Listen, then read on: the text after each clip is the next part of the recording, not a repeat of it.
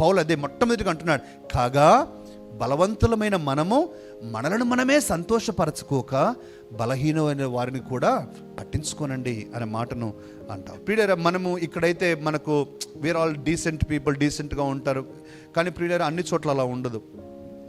అంటే మీరు ఒకవేళ వేరే విదేశాల్లో చర్చికి వెళ్ళే అనుభవం మీకుంటే, ప్రియులారా, ఒకళ్ళు వస్తారు, ఇక్కడ ముక్కు పుడుకుంటుంది, ఇక్కడ ముక్కు పుడుకు, చెవులకు, పెదాలకు, నాలుకకు, అన్ని కండ్రెప్పలకి అన్ని మనిషి కనిపించాడు. అలాంటి వాడు చర్చికి వస్తే మనం ఏం చేస్తాం? పాపి పాపి పాపి అని రాళ్ళతో కొడతామా? అంటే కొన్నిసార్లు ప్రియులారా, రాళ్ళతో కొట్టకపోయినా చూపులతో కొడతాం. అదే పాట ఉందిగా, చూపులతో కొడతాం అనమాట వాళ్ళని. ప్రియులారా, నో, కొంతమంది టాటూస్ వేసుకుంటారు ప్రియులారా, ఒంటి నిండా టాటూస్ ఉంటాయి, మనకేమో నచ్చదు.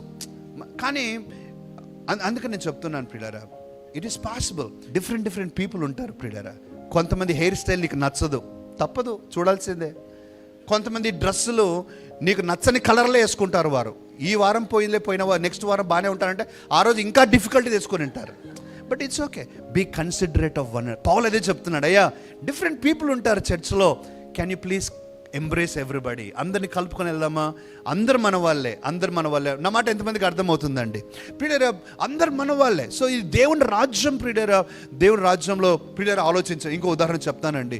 ఒకవేళ మన రేమా చర్చ్లోనికే ఎవరైనా ఈ ట్రాన్స్జెండర్స్ అంటే ఈ ట్రాన్స్జెండర్స్ ప్రియులారా ఎవరైనా నడుచుకుంటూ వస్తే, మగ ఆడ కాని వారు మన చర్చిలోకి వస్తే యాక్సెప్ట్ చేస్తామా? నువ్వు చేయగలవా?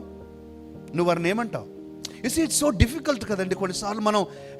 బట్ దేవుడు ఏమంటున్నాడు? మీ మీద కృప ఉంది. యెషయా గ్రంథంలో ఒక అధ్యాయం అంతా వాళ్ళ గురించి రాశాడు దేవుడు. వారిని ప్రేమిస్తున్నాడు దేవుడు. అది అలా ఉండటం వారి తప్పు కాదు. కానీ నువ్వు ఎలా రిజెక్ట్ చేస్తావు? మనం రిజెక్ట్ చేయడానికి లేదు ప్రియులారా. అందుకనే ఈరోజు అంటే అవి రాకపోయినా కూడా, అవి లేకపోయినా కూడా నేను చెప్పడానికి కారణం ఏంటంటే, మనందరం ఒకటే.